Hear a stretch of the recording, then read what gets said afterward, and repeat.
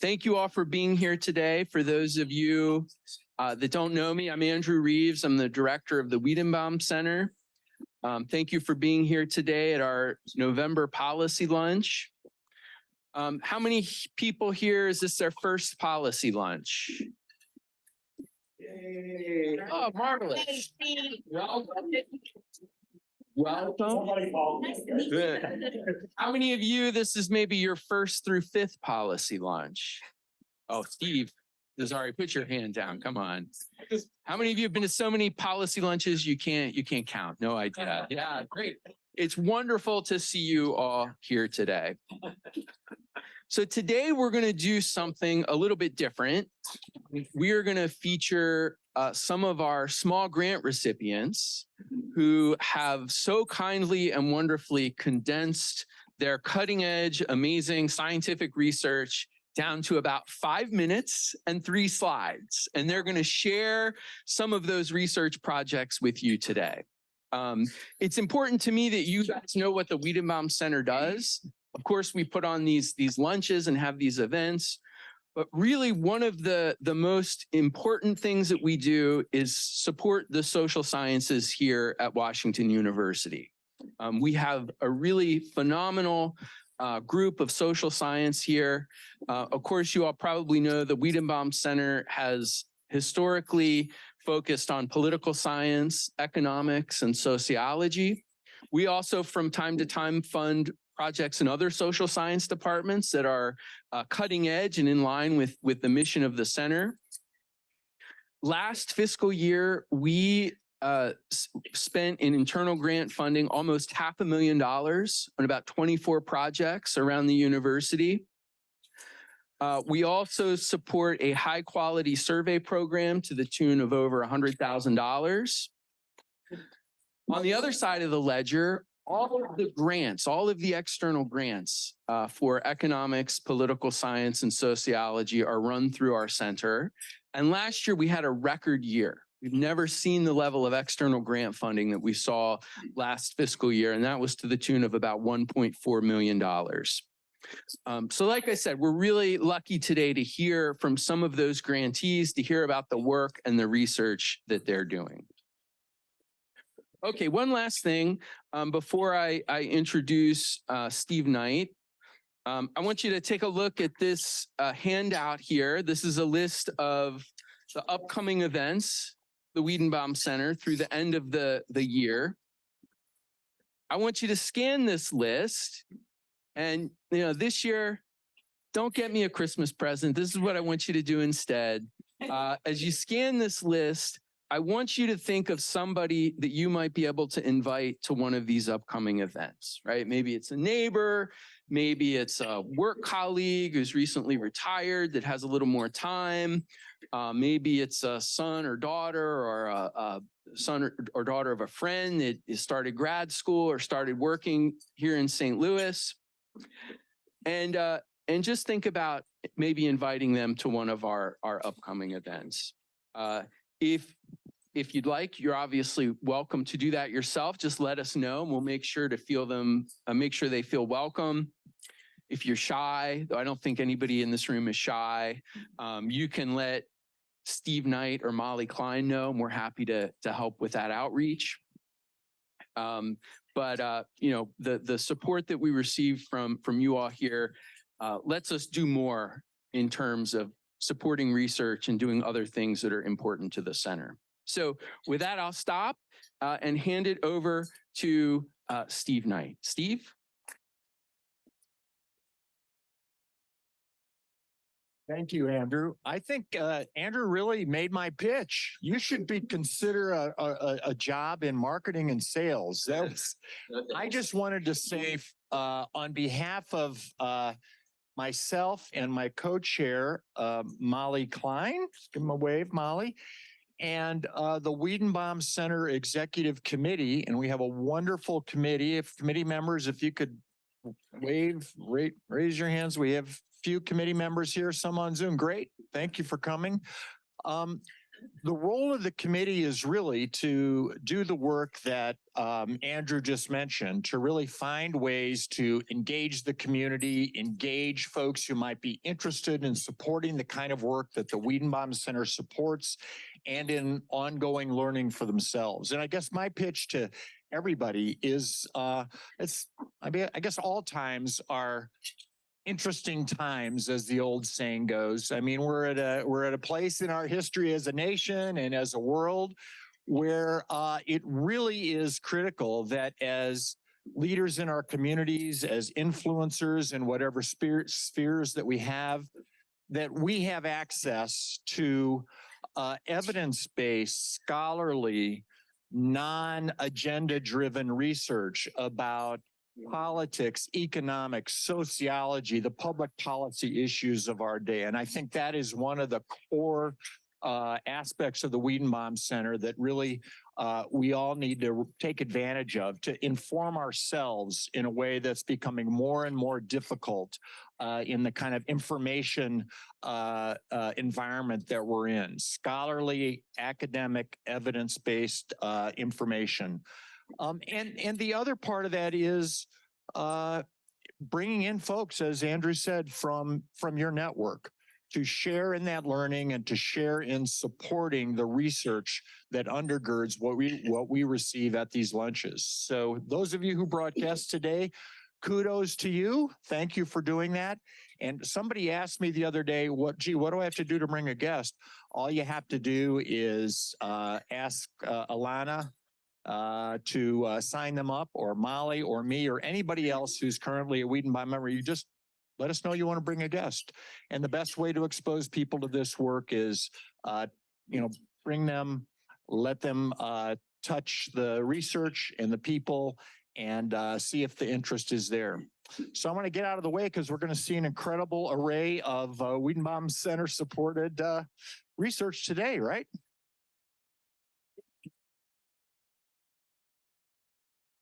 Thank you, Steve.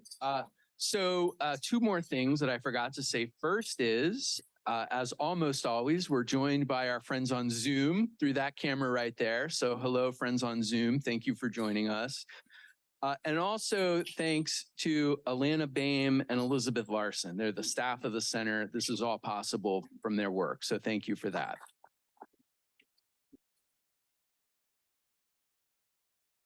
We have 6 amazing scholars that we're going to hear from today. I'm not going to read their full biographies because we'd be here until the evening if I did. Their full biographies are on the back of this handout, so you can refer to them there. And we're going to get started with our presentations now. So our first presentation will be from Brian Carpenter. Brian is a professor of psychology and brain sciences, an interim director of clinical training at the Department of Psychological and Brain Sciences. Professor Carpenter will be speaking on the 21st Century CARES Act, implications for communication between patients and providers. Brian?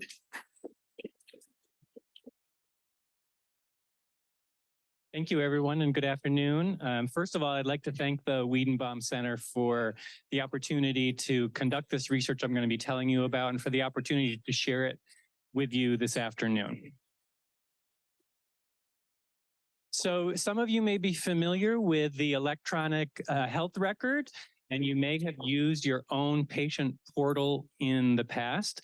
This is an amazing technological development that allows patients like us to be able to communicate with our healthcare providers, to get access to our medical information, to request prescription refills, and to engage in more regular communication with our physicians and other healthcare providers.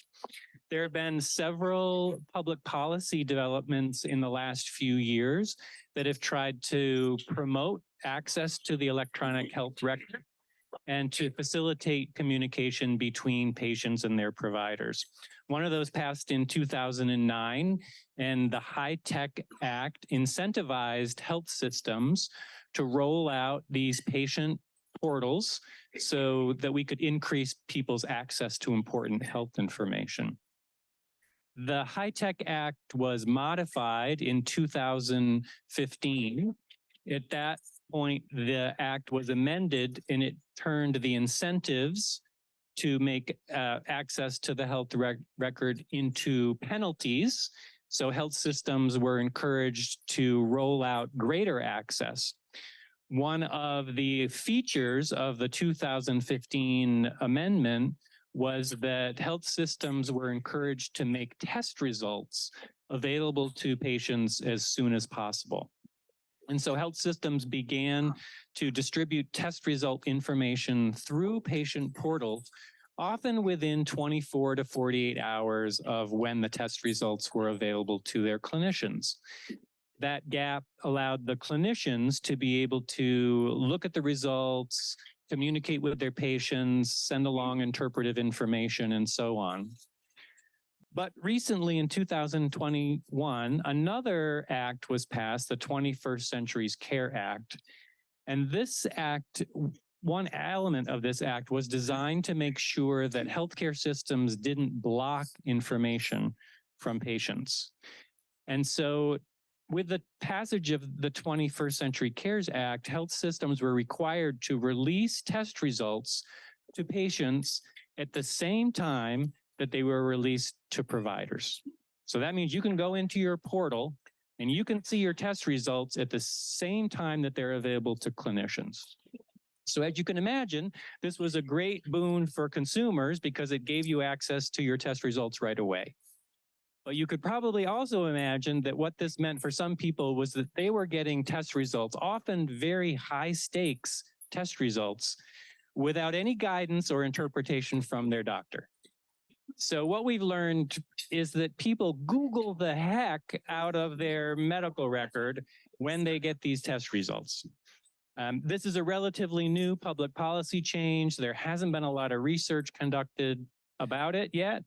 And so with support from the Wiedenbaum Center, we're asking this question, which is, what is the impact of immediate test result release on patients and providers?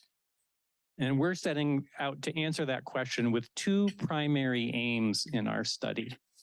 In the first aim, we're going to be extracting several thousand medical records from the electronic health record over in the Barnes system, de-identified, so we won't have access to know whose records these are.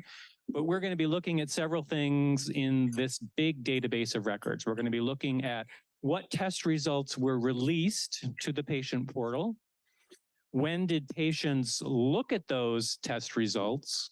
And then what kind of communication happened over time between patients and their doctors about that test result? So that's going to get us a lot of really innovative new information we haven't seen published before about the pattern of test result release.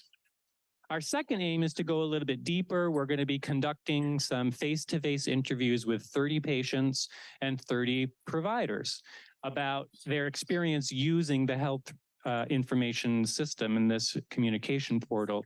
We're going to be asking them some questions about how they use the portal, benefits and disadvantages, and suggestions for improvements.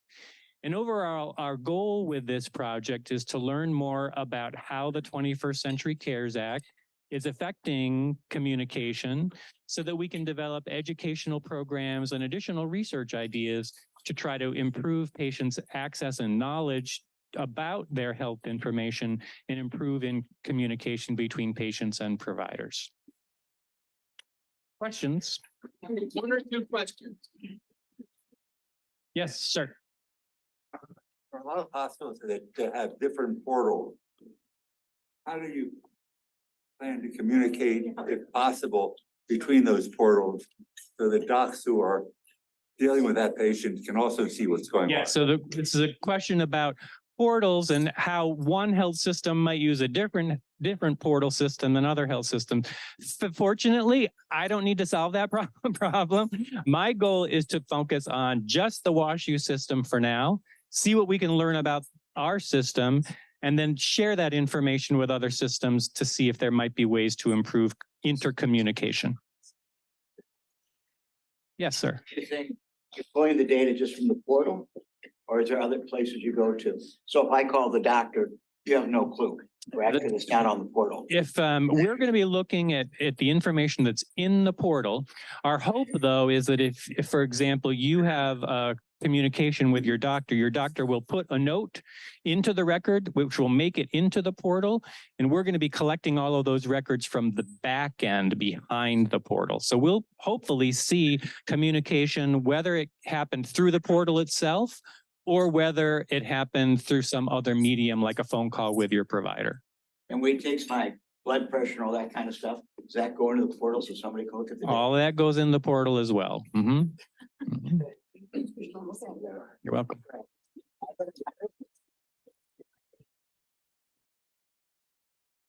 We're going to take, as we just saw, 1 or 2 questions after each presenter. And if we have time at the end, we will we'll come back and have more time for questions.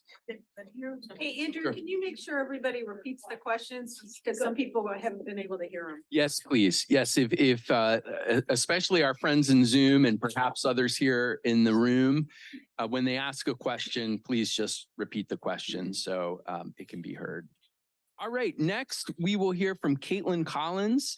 She is an associate professor of sociology and the director of undergraduate studies in the Department of Sociology.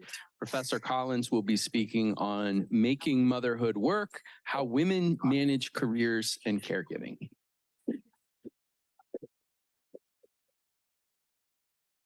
Good afternoon. Can you hear me? Fabulous. Thank you very much for the kind introduction. And thank you again very much for the support of my research agenda. I want to tell you in the first half of my 5 minutes about what led me to my newest project that's been funded by the Wiedenbaum Center on childcare. So bear with me as I give you a bit more personal background than you might have gotten from Professor Carpenter. So this is my first book, Making Motherhood Work, How Women Manage Careers and Caregiving, that was published in 2019 with Princeton University Press. The project that Wiedenbaum funded is about childcare. And the truth is that I've been thinking about childcare for decades. I have both a personal and a professional interest in this topic. Some of actually my very earliest childhood memories involve childcare because both of my parents worked full time. My mom wove together a very impressive patchwork of solutions for me growing up. I have memories of sleeping in the corner of my mom's boardroom meetings and matching sleeping bags with my little sister. I spent time tutoring elementary school kids at the school down the street from my house, so I wasn't home alone. I answered phones in the secretary's office at my middle school, and I sorted mail so that I wasn't home alone. I spent time at neighbors' homes, friends' homes, distant relatives' homes. I had an array of nannies, babysitters, and they were all wonderful. The truth is, though, this patchwork often fell apart. It unraveled, right? And those of you who are parents here in the room, this might sound a bit familiar to you. This do-it-yourself approach is often the only solution here in the United States. And I think of these solutions as common, understandable, highly individualized and inadequate solutions for the United States crisis of care. Most researchers agree, as I have on the slide here, that the United States public policy is the most family hostile policy of any country in the Western industrialized world. The US has the least generous benefits, the lowest public commitment to caregiving, one of the highest wage gaps between employed women and men, and among the highest maternal and child poverty rates of any Western industrialized nation. So it's no exaggeration to say that women's work-family conflict is a national crisis. 70% of US mothers work for pay outside the home, and most of them do so full-time. Yet they still complete the lion's share of child rearing and housework. And my brilliant colleague, Patrick, from sociology, will be telling you more about this in a minute, so stay tuned. As I mentioned, here's my first book, Making Motherhood Work, which was written with support from the Wiedenbaum Center, the National Science Foundation, and other organizations. And this book explored how middle-class working moms like my own navigate employment and motherhood in countries with very different public policies and different cultural attitudes. I conducted interviews with 135 middle-class working mothers over 5 years in Sweden, Germany, Italy, and the United States. And to my knowledge, this was the first study to compare work-family policies cross-nationally from the perspective of mothers themselves. I have also written about this topic in the United States crisis of care, the lack of available supportive work-family policies, and a number of popular media outlets, as you see on my slide here. The truth is that the United States emphasis on the primacy of the market means that adults in the United States, and in particular women, are uniquely stressed, exhausted, and overwhelmed. The US emphasis again on the primacy of the market means that we have no national solution for caregiving. We have no universal health care, right? We have no universal social insurance entitlement, no guaranteed income, no paid parental leave, no universal childcare, and no federal minimum standard for vacation and sick days, right? So no wonder moms like my own are uniquely stressed. The message here is that if you're an American mom, life is hard. And I found uniquely that American moms blame themselves for their conflict. And no wonder when we tell families in the United States that it's their job on their own to solve this crisis of care, right? So when I give talks about this book, folks often ask me, okay, well, if you had a magic wand, which I would love if any of you have one, please report back to me. If I had a magic wand, what one policy would I implement that would help the most families here in the United States? And my answer is always unequivocally childcare, right? This isn't rocket science. All of our peer wealthy Western industrialized nations have high quality, affordable, universal childcare systems, right?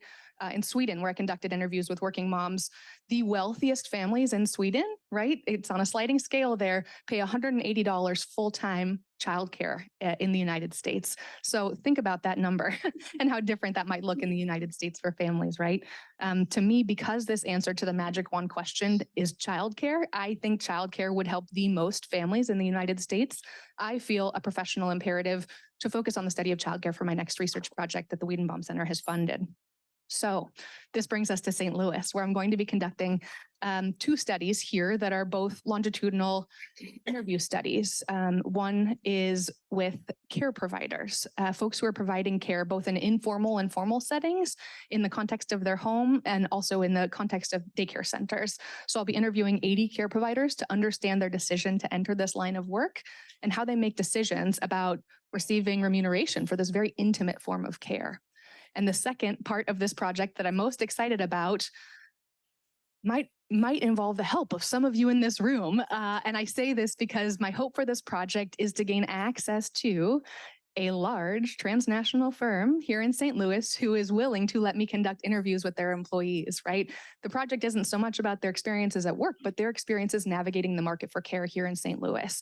And the beauty of interviewing folks within one organization is that it can hold the organizational context constant, right? They all have access to the same sorts of supports, right? And so I can understand how folks from entry-level employees like janitorial staff and administrative assistants up to those working in the C-suite make decisions about the research question I'm tackling for this project, which is how do parents figure out what to do with their children every day when they go to work? And how is this implicated in the reproduction of race and class and gender inequality? So gaining access to an organization interested in letting me conduct interviews has been the primary challenge slowing down this project alongside this little thing called the global pandemic we faced in the past few years and my own experience becoming a mom for the first time. So this topic of childcare has become even more important to me, both professionally and personally. And so conversations with folks in the C-suite at various institutions here in town are ongoing. And so my interviews are hopefully going to be underway for this portion of the project soon. If you have control over who is allowed in the door to talk to folks, please report back to me after the conversation today. And in the meantime, thank you again very much for your support. I'm happy to answer questions.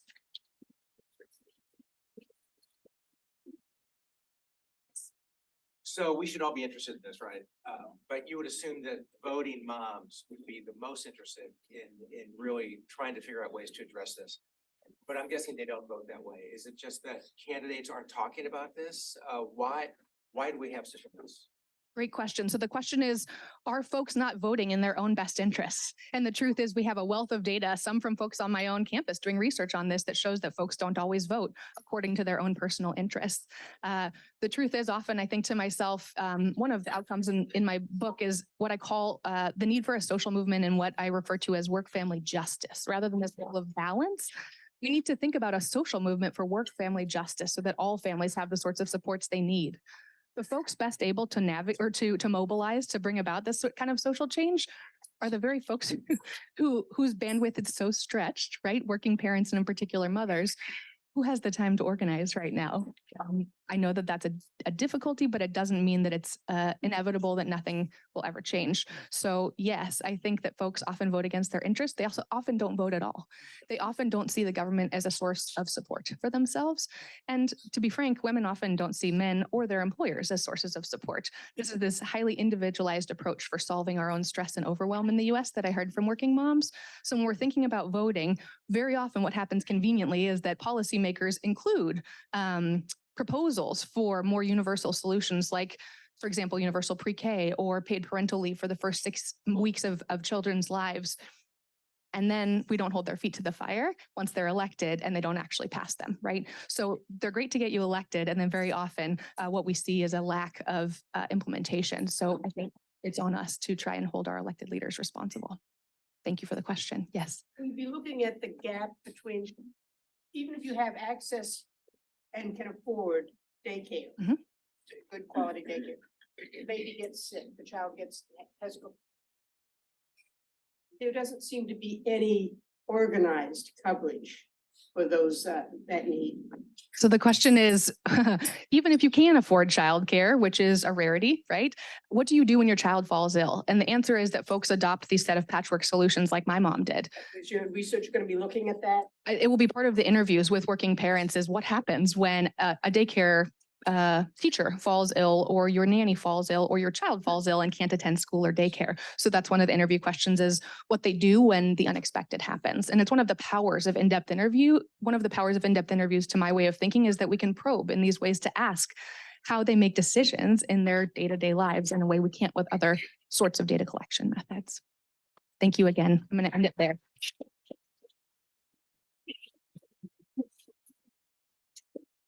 That was great. I didn't plan this, right? But we saw that both of those research projects speak to very nationally important policy questions.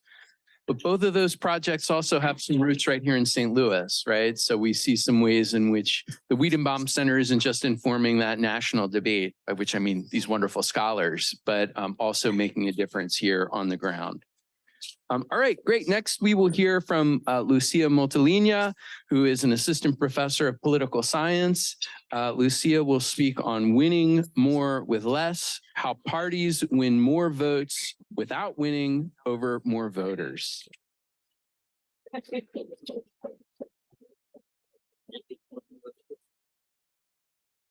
Okay. Thank you so much, everyone, for having me today. I want to present today this project, which is joined with Professor Amy Catalina, who is an associate professor at New York University. And this is our book project, in which we are here. In which we're presenting a new theory that it's going to explain how governments that are elected in mixed member majoritarian systems can actually use geographically targeted spending in order to win elections without having to win over more voters, without convincing more voters. And so what is a mixed member majoritarian system, you ask? Well, unlike the US, where all legislators are elected in first past the post races, in mixed member majoritarian systems, part of the legislature is elected in the district tier, and part of the legislature is elected in a list tier in proportional representation. And the main difference between MMM and its very close cousin, the MMP, is that the tiers are unlinked. So what does that mean? So for example, in Germany, linked tiers means that the proportion of votes that parties get in the proportional tier is going to really determine the number of seats that they get in parliament. In an MM system, this is not the case. What happens is that these electoral races are completely separate. And the number of seats that you get as a party in parliament is basically by adding the districts you win plus the seats you get in the list. So why is MMM so important to analyze? Well, it's because electoral reforms towards MMM are the reform of the 21st century. Currently, 30 countries around the world use MMM systems, and these represent more than 30% of voters in the world. Okay, so how does this work? Why can this happen? How can they win more with less?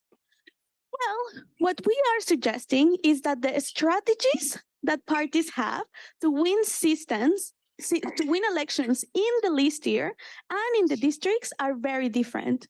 And large and small parties are going to have incentives to focus in each one of the tiers. So large parties who can really, win a district and mobilize enough to win a first past the post race have incentives to only focus on winning in on districts, because also proportional representations tends to penalize large parties. On the contrary, it's unlikely that a small party can mobilize enough to win a race in a district. So their only hope to get into the legislature is to pass the threshold and get seats through the list in PR. So what happens when you have these strategic incentives is that you give them incentives to coordinate. So the parties can coordinate and perform electoral alliances that make big parties go in alliance with a small party. Each one of them focuses on their own tier, and they exchange votes for the other tier. And the way they can convince their voters, their core supporters, to exchange the vote to the other tier is through goodies, targeted spending. So thanks to the Wiedenbaum Center, we have been collecting data in these MMM countries around the world. And with all the data that we have collected, it's Mexico subnationally, Japan, Italy, Korea, Hungary, and the Ukraine. We are really trying to explore what are the conditions, the scope conditions under which these coordination work and doesn't work. But of course also, what are the implications for policymaking and for accountability? Thank you.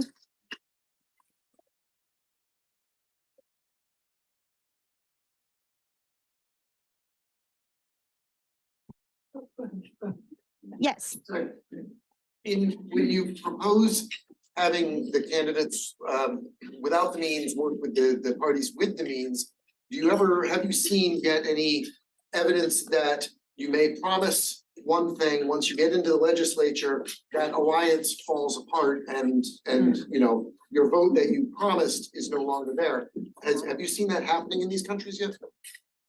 So the question is whether we see a pre-electoral coalition forming where the parties have incentives once they get to the legislature to not follow through on their promises to target the other party's constituents. So what we have seen is that these alliances are mostly formed by large parties that can or cannot be programmatic. And think about like the PRI in Mexico or the LDP in Japan, with these small parties that are either very ideologically focused, like the Komeito in Japan, which is like very religious ideological party, or by mercenary parties, which is what happens in Italy, what happens in Mexico, which is parties that only exist for the sole purpose of extracting resources and getting into office.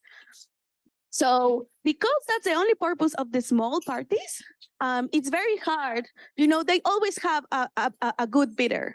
So if you don't follow through, we can go with the opposition and we can, establish the same strategy and they will follow through. So we haven't seen a lot of, except in Korea, we haven't seen a lot of defectors.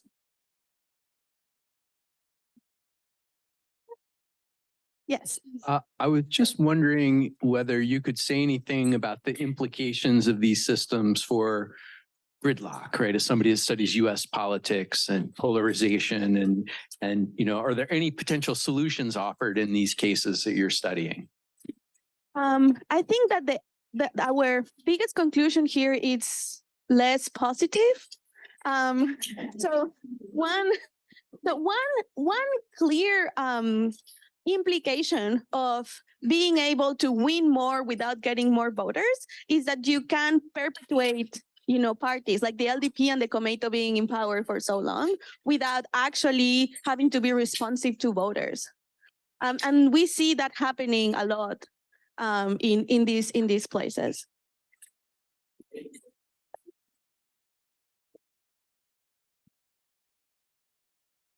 Great. So it could be worse, I guess, right? That's the silver lining. All right. Next, we will hear from Professor Patrick ISHIZUKA, Assistant Professor of Sociology, who will speak on trends in the gender household gap across family types, 1976 to 2019. Waiting a second to get those slides pulled up. I hope you're paying close attention. I forgot to mention there will be a pop quiz at the end of the event here. Let's welcome Patrick.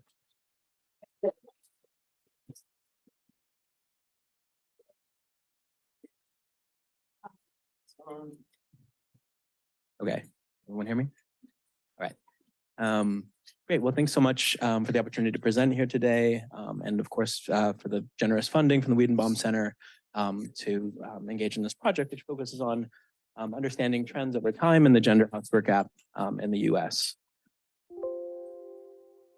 And scholars have asked this question of has the gender revolution stalled? And so when we think about the gender revolution, we can think about it in one way it's been conceptualized as the two halves of the gender revolution. The first being women's dramatic increase in employment over the course of the 20th century. And the second being men's increasing involvement in unpaid labor, in caregiving and in housework. And so we can see here just from the mid 1970s to 2019 that there's been a convergence in men and women's housework, but you can see that the change has actually been quite asymmetric. So women's housework, so the gender gap has declined from about around a little bit less than 20 hours a week in the mid 70s to around 7 hours a week in 2019. But again, women's housework hours have really declined and men's have not changed hardly at all. They're not actually doing really any more housework in 2019 than they were in 1976. And so the questions I'm interested in addressing in this project are how have the raw housework gap, so just the kind of overall housework gap, and then what we call the unexplained housework gap.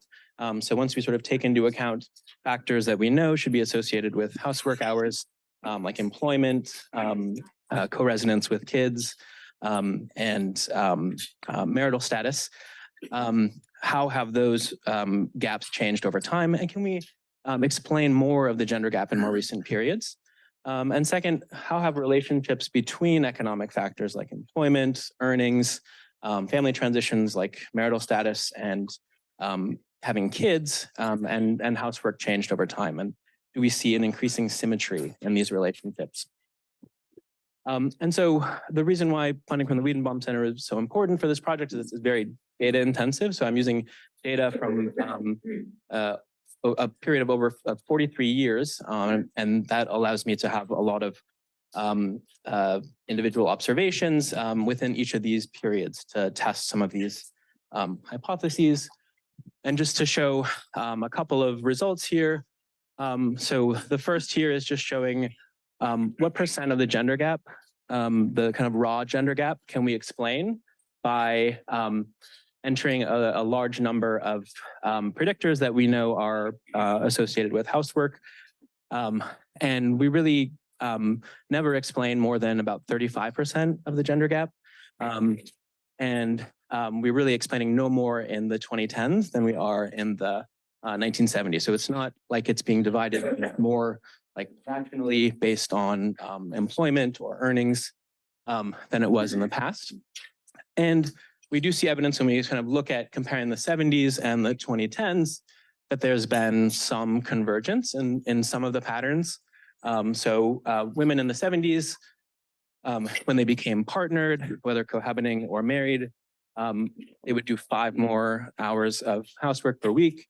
Men's housework declined by 2 hours when they became partnered.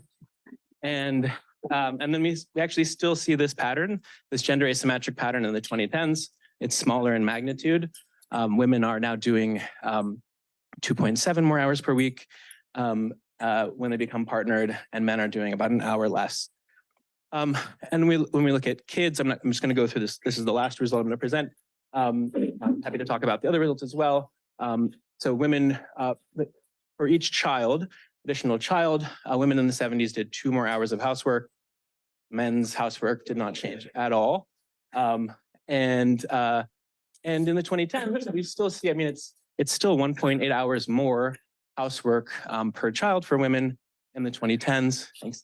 And now, you know, men are at least doing a half an hour more per child, but, you know, like we're still seeing, so there's some evidence of convergence, but we also see clearly very gender asymmetric patterns, and we're really not able to explain more of the gender gap.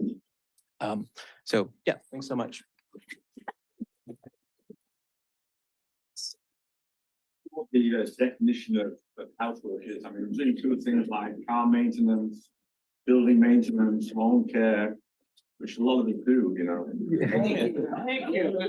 Does that count?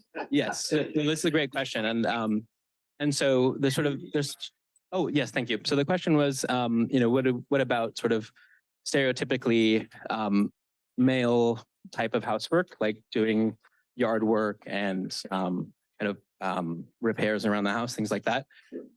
So that's so the trade-off in using a survey like the survey that I'm using, the panel study of income dynamics, is that it has one question that's asked consistently across the entire time series, and it's a question that says, I think the exact wording is something like, on average, how many hours a week would you say you spend on housework? And then it does specify, I mean, things like cooking, cleaning, and doing other work around the house. So it's open to interpretation, kind of how much, you know, like whether, like who includes yard work in their estimates. But there, you know, the other method for looking at housework is time diary data, which gets more at those. It would include more of those factors like yard work, and those, to the extent that we do see increases in men's like housework, when we include things like yard maintenance, that's actually the bulk of the increase over time from time diary data that we see. Yeah, great question. Thank you. Go ahead. Yeah, go ahead. In the explained, I get a microphone.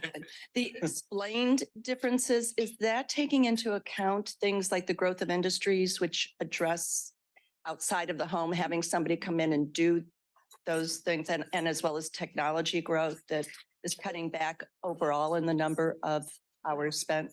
Yeah, great question. So I'm not able to measure those things with the data that I have, but absolutely, I mean, there's good reason to think that, I mean, there's just less housework being done overall, right? So, sorry, go back to that initial slide. So, right, so if you sort of add up men and women's housework in 2010, or in the 2010s, there's just much less housework being done. Part of that could be outsourcing. Part of that could be technological changes. Part of that could be lowered standards of cleanliness, but like increasing parental investments in kids, over doing more housework. What you were including in your explained differences, or? So the explained portion. That's that question. Yeah. You were defining, explaining. Yeah, so the explained portion refers to the part that's attributable to demographic factors like number of kids, partnership status, work hours, earnings, education, race and ethnicity. Right? Those are kind of compositional changes that we know from previous research are related to housework hours. And then the residual is sort of what is the unexplained portion. Yeah. All right. I was gonna say, perhaps if men got an allowance for the chores they did, that would. Thank you, Patrick. Like I said, if we have time at the end, we can open the floor back up for questions. That presentation has seemed to elicited a lot of ideas. All right. Next, we will hear from someone in the Department of Economics. LIMOR GOLAN is the Lawrence H. Meyer Professor of Economics, the Associate Director of the Center for Dynamic Economics, and a Wiedenbaum Center Research Fellow. Professor Golan will be speaking on using quasi-experimental data to estimate the effect of incarceration on the racial gaps in career dynamics, recidivism, and pay gaps. Please welcome LIMOR GOLAN.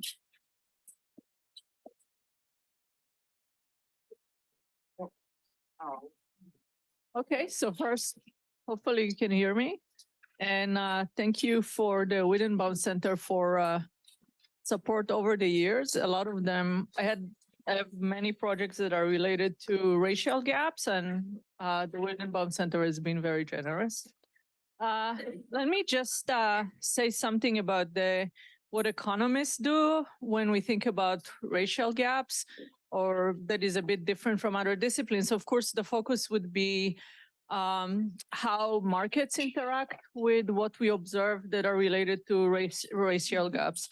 So there's been a large debate between economists about the role of discrimination in the labor market when we think about pay gaps. And part of it was to notice that when people enter the labor market, there are large already gaps in test scores and other observable skills between Black and white workers in the US.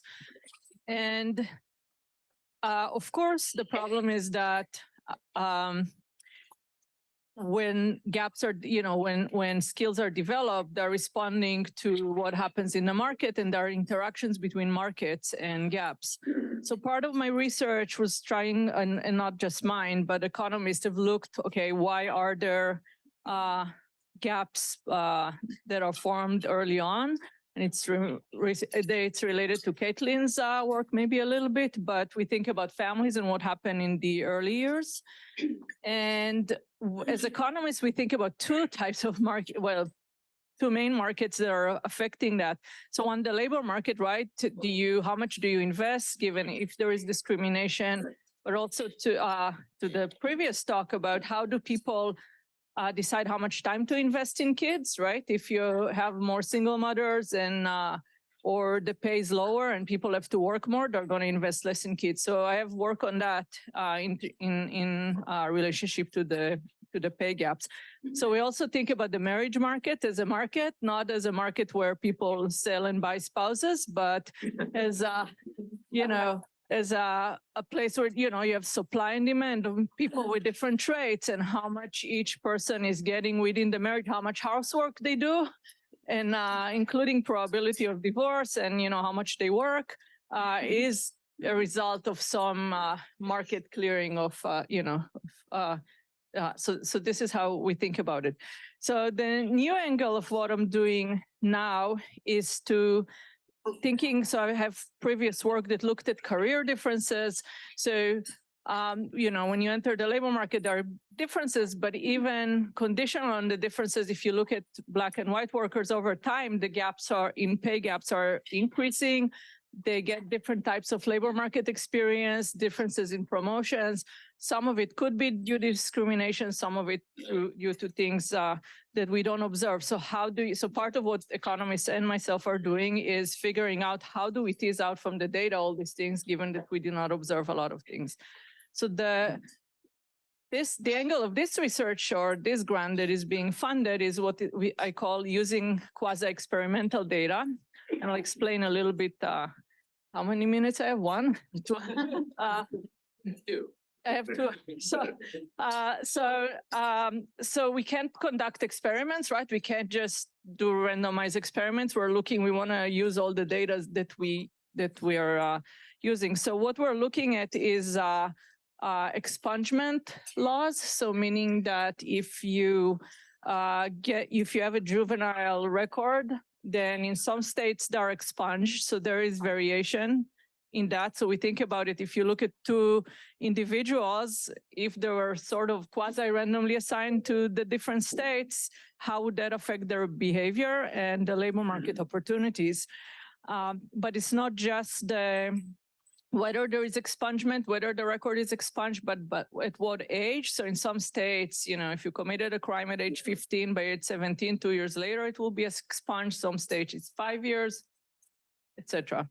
Okay, so we're going to look at this angle of looking at incarceration rate, recidivism, and the labor market prospects, and the effect of institutions such as laws like the expungement laws. And you know, these expungement policies have also unintended consequences. What this is actually, we find some evidence already in the data. For example, if you look at conditional on a lot of things, we control for test scores, education, and a lot of things that take Black workers and white workers. White workers with juvenile, you know, records are doing better relative to workers who look just like them in states that expunge the records, which is expected.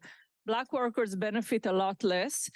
And then if you look at workers who are in states that are expunged but don't have records, then you could see that Black workers are actually being penalized relative to Black workers in where there is no expungement. And you would think that in this sense, we're thinking about something that we call statistical discrimination. It's like racial profiling. So I can't observe convictions, but I know that you belong to a certain group. So I use the group characteristics to form beliefs about your traits, and that affects your opportunities. And you could actually already, from very you know, preliminary analysis, we could really see that this you know, you have some evidence. So this is but the overall goal for this specific project is to quantify. So I want to be able to say over the career, right, if you, how these expungement laws are going to affect people, because it affects their opportunities early on and what types of jobs they're getting and what type of careers, and whether they're going to go back to crime. So we actually want to be able to put numbers and then suggest other policies and perform counterfactual analysis that would allow us to say how effective would different policies would be. So.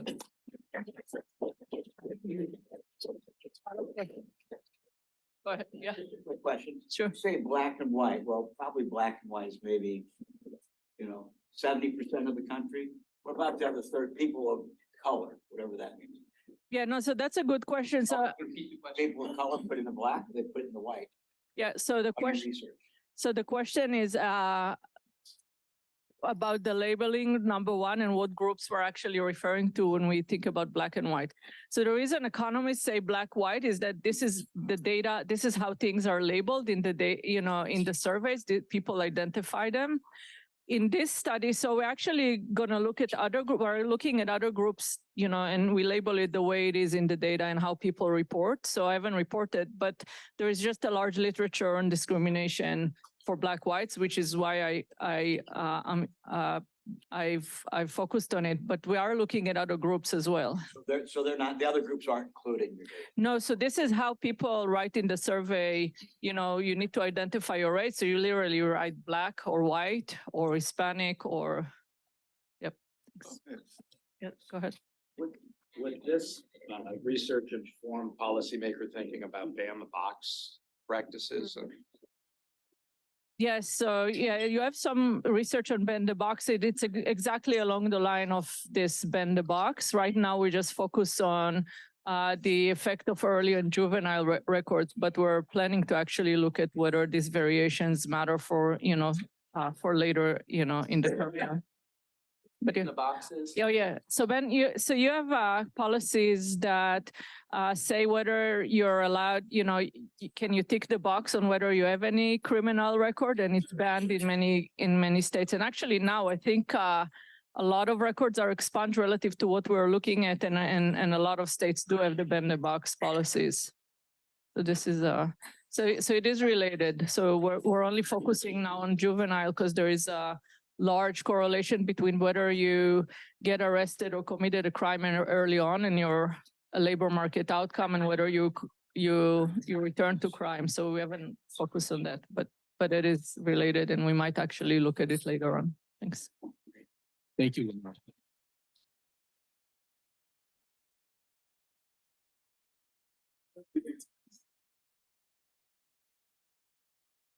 All right.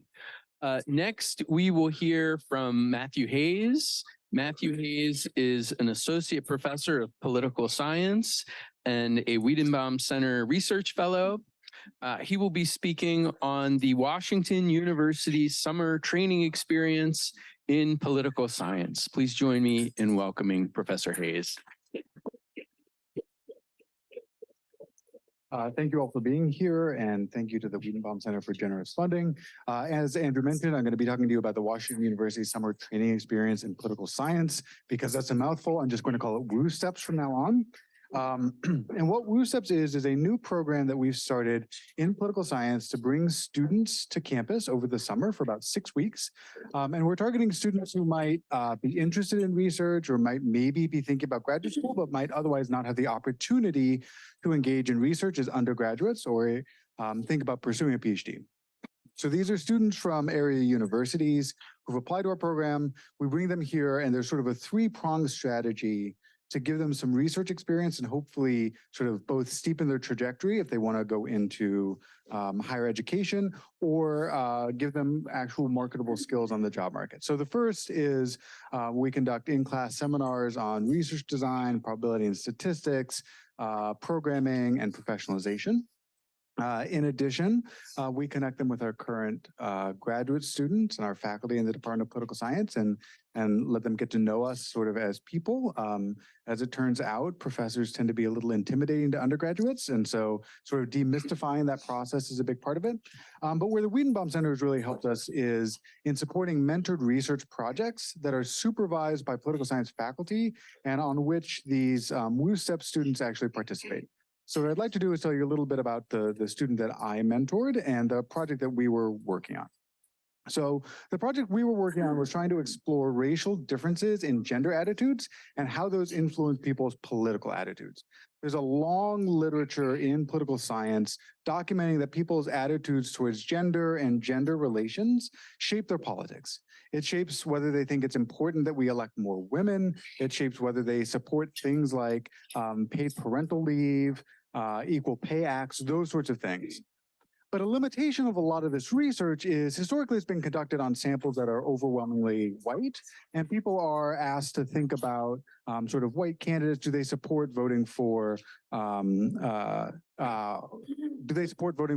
white women for Congress or the presidency? Where this, I think, hurts us or holds back our understanding of the role of gender attitudes in explaining politics is because the patterns look very different if you start to think about non-white communities, and especially my area of expertise, Black Americans. So I have here on the right just a couple of panels showing you the relationship between gender attitudes, and that's on the x-axis here, and people's attitudes towards politics. And specifically, we ask them a question, how important is it, do you think, that we elect more women, right? Women currently represent about 25% of Congress, despite being over 50% of the population. And if we separate this by race, what we see is that for white Americans, their attitudes about gender overall are very predictive of their attitudes about whether it's important that Congress be more representative of the country. For Black Americans, this relationship is effectively flat. So if we think about things about like traditional gender roles, for Black Americans who strongly believe that it's a woman's job to work in the home, they are no more likely to think that it's important, no more or less likely to think that it's important to elect more women to Congress than people who hold more gender egalitarian views. And so what the Wiedenbaum Center grant helped support was I mentored the student who was doing some hands-on data coding of about 30 years of national survey data on how ordinary American citizens think about their congressional candidates and what they like and they dislike about those candidates. So what I had the student do was go through and hand code open-ended responses. So on a survey, you might ask a lot of closed-ended questions or multiple choice questions. But we also sometimes give people the opportunity to sort of write what they think. right? And so this question asked them, is there anything about this congressional candidate that you like or dislike? And what I had the student do is go through and code the likes and dislikes of statements about congressional candidates that we identified as women and congressional candidates that we identified as men and those that we couldn't identify to see if there were racial differences in how ordinary voters are thinking about these candidates. And although this research is still sort of in its early stages, there are some very clear differences in there are very clear racial differences in the patterns of gender and its relationship to evaluations. Right? So if we look at Black respondents, they're much more likely to talk about the personalities of women members of Congress than they are about men members of Congress. But unlike among white Americans, these are overwhelmingly positive, right? So arguments about Black women candidates focus on their personalities traits as being sort of strong leaders and their connection to the community. Similarly, if we think about evaluations of members of Congress in terms of their past performance, there's a huge gap. There's this huge gender gap among white Americans, where white Americans are much, much more likely to talk about men candidates in terms of their past experiences and past performance than women candidates. And we find this gap is much, much smaller for Black Americans, where for Black Americans, statistically, they're no more likely to talk about men's experiences and men's past performance while in office than they are about women. And what I hope that this work will shed light on is how we can better understand the relationship between people's gender attitudes and their political attitudes in an increasingly diverse America where the percentage of the electorate that is traditionally sort of white Anglo voters is continuing to shrink. So thank you, and I welcome a couple of questions.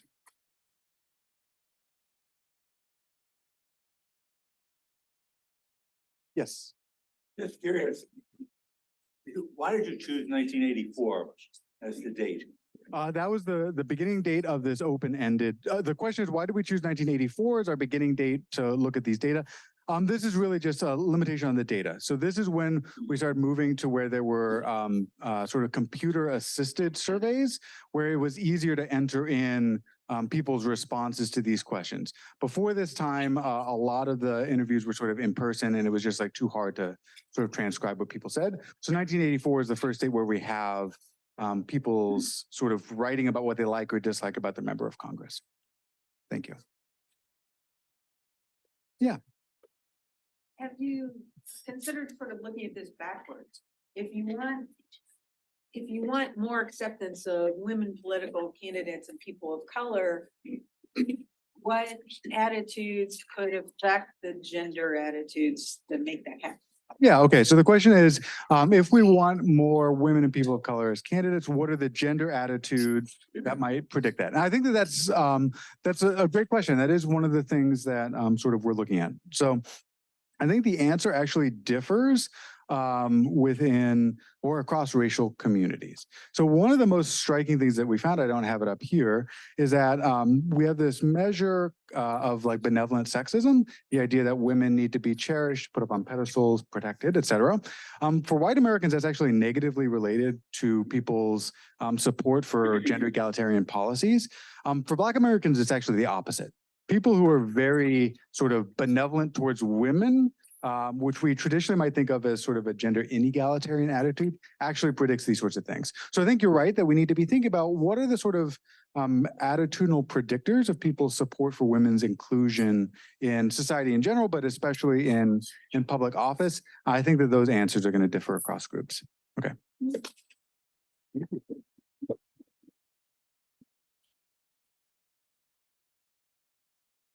So I believe I was the only one that spoke more than he or she was supposed to today, which means that we have time for a couple of more questions if there are any in the audience. Does anybody have any remaining questions for any of our speakers today?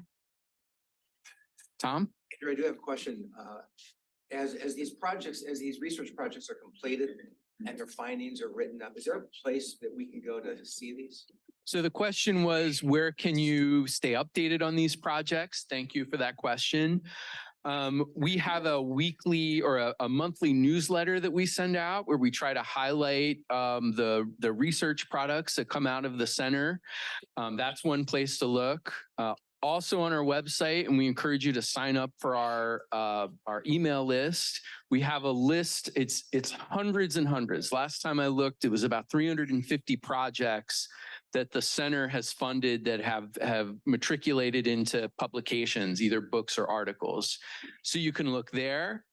And if you are, on a website in economics or sociology or political science or on the Wiedenbaum website and you see something that's interesting, you can always reach out to us and we can connect you with that scholar or let you know about what they're working on. So stay tuned, keep engaged, and there's honestly so much research that flows out of the Wiedenbaum Center that it is hard to keep your eye on every little thing, but we're happy to help you navigate that, and it's a great position to be in. Yeah, Beth? So I'm a fundraiser for the university, so I'm going to ask you a fundraising question. Is there a gap in the funding that you have available for these sorts of projects versus the demand or the requests for funding for projects? And just how are they funded overall? Is it through annual support? Is it through grants from the government, corporate grants? Sure. So the question is about where does our funding come from and do we have any significant gaps? The Wiedenbaum Center is primarily supported by an endowment, right? It's one of the amazing things that Murray Wiedenbaum did in establishing this center. So every year, the majority of money that we spend comes from that endowment. That is supplemented by our generous donors. We have an amazing dynamic group of scholars that we serve. Every additional dollar that we get, we're able to do more with that. Right now, we're trying to build research infrastructure to study St. Louis. We're trying to raise funds we have funds to start a St. Louis-based survey, for example, but we need funds if we want to keep that going. So we're in the really nice position that we're able to meet the demand. And again, that's from our endowment dollars and the dollars from our supporters, but we're looking to be bigger. We're looking to be bolder. And we have the scholars with that ambition, with that skill. And so, the more resources that we have, the more we're able to work with. Yeah. Thank you for that question. Yeah. Any other questions? People who would spend $20,000 for daycare, some of them are educational programs, some of them are recreational programs. Recreational in terms of safety and just doing things. So is there a preference for the kind of programs if there was daycare for all? And the other question is, the data stops at the time where people start working at home. And to what extent do husbands do more work if they're at home? I'm going to hope that question's not to me. This is a question for Patrick. Yes, Patrick, were you able to make out those questions? I think so. The first one was the first one intended for me or for Katie? The first one is really intended for CAITLYN, having to do with the kind of daycare that might be provided, and also where you're going to get all these workers. How are you going to train them? You want me to go first? Oh, sure. Okay, so so the question that you asked me was about if men are unemployed or if they're at home, or you're talking about working from home specifically? Working from home. Oh, working from home. So I don't have the data. I intentionally stopped in 2019 because I didn't want to kind of confound any patterns with the kind of uniqueness of the pandemic. So I think that's still a question that's researchers are trying to understand, kind of how the shift towards remote work has, with the pandemic, has impacted things like housework and childcare. And certainly, and actually some of Katie's work has looked at kind of gendered effects on employment and sort of dropping out of the labor force or reducing work hours for women. Let me turn it over to Katie. Thanks, Patrick. Thanks for that question. I'll stand up so you can see me. Thank you for that thoughtful question about childcare. Oh, I have so many thoughts about this. We need a care force. We need to train up folks who want high quality, well-paying jobs, caring for the next generation of citizens and workers and taxpayers. Raising children well is in our collective best interest. And again, we don't have to reinvent the wheel. These high quality systems exist in peer nations around the world, and we can draw best practices from their experiences. So to my way of thinking, again, if any of you have that magic wand, I'm all ears. If I could wave a magic wand and implement a childcare system here, I would probably start by extending our pre-K system, pre-kindergarten system for 3 and 4-year-olds to make that a universal program in the United States. So the logic I like to use with audiences across the economic and political spectrum is about the reality that we already have popular consensus that investing in children is a great idea from the ages of 5 to 18 with our public education system, right? Why not extend this same line of reasoning to what we know are the most formative years in children's lives? 0 to 5 years, we know from a host of folks, again, across the university, how valuable this period of time is for children. So I often use this pitch to talk about extending our kindergarten programs to 3 and 4-year-olds. And to my way of thinking, that is a valuable stepping stone toward offering universal high quality care for children starting in the earliest weeks of life. And again, I think we aren't lacking for folks who would love to work in these jobs. The unfortunate reality today is that they are among the lowest paid service sector jobs in our economy. We devalue the labor of care when we compare how much we pay folks working in the care sector to other similarly skilled laborers. These jobs pay categorically less across the board. And we have very few certifications required to do this sort of work, whereas in peer nations, these are jobs that often require a bachelor's degree in early childhood education and care in order to engage in them. So I think the possibilities are very exciting and expansive when it comes to expanding the childcare system here. Thank you. Keith? Again, Kate, you don't have to stand up. But I'm actually very troubled by this as I see my own children.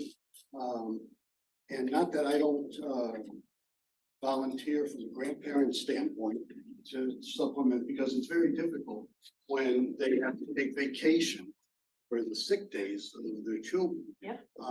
So the question, or there was a question asked in reference about what is the best way, and I don't know if it's that of voting people in with the mindset for that to start getting funding, but as well within businesses, there's the environmental, social, and corporate, governance aspects that I think sometimes within the HR side of the business or such, voices are raised about wanting to create a better work environment. So can they work hand in hand, or is it just that exactly that grassroots underground that you have to kind of work on both sides? Thank you for this thoughtful question. I'll sit. So to repeat the question, I think this has to do with the reality of how darn expensive daycare is today. And if we are to implement more progressive universal policies at the federal level, how do we go about getting there? You said if it's not voting, what else, right? So in the United States, firms are offering some of the most robust policies we see right now. They're offering them voluntarily, right? And this is very often in white collar professional workplaces because work family policies today are excellent recruitment and retention tactics. Today's graduates want supportive work family policies from their employers. And so in fact, what we've seen is sort of a race to offer the most progressive policies on this front, right? We see policies like limitless vacation and sick days, which actually research shows employees take fewer vacation and sick days when it's offered unlimited to them, right? I'm very interested in the reality here in the United States that when these policies are offered at the firm level, this means firms are fully footing the bill for these supports, right?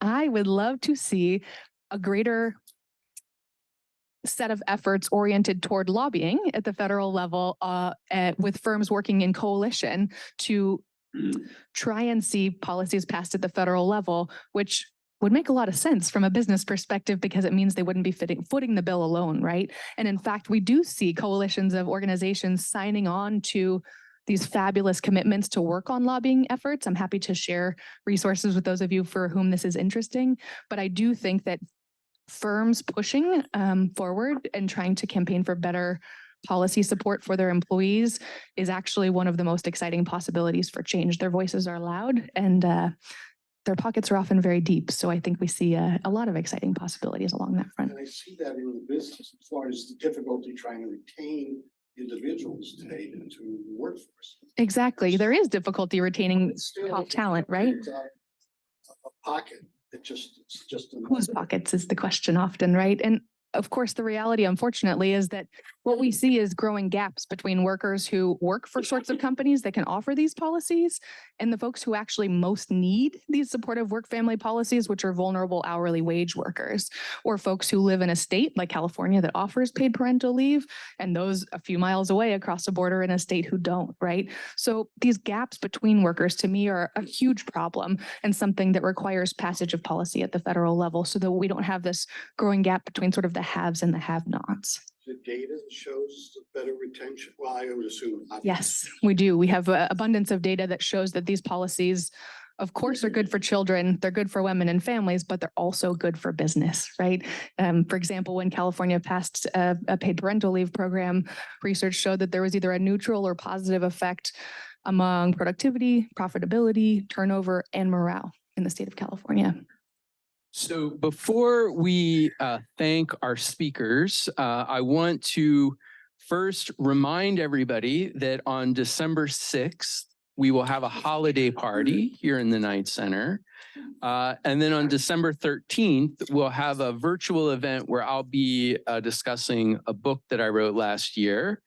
I also want to send our very best wishes to Elizabeth Larson. This is probably almost certainly the last Wiedenbaum event before she welcomes a new member into her family and will be on parental leave. So we send Elizabeth our very best wishes. I wish all of you a very happy Thanksgiving. I thank you for coming today, and please join me in thanking our really phenomenal group of speakers. Thank you.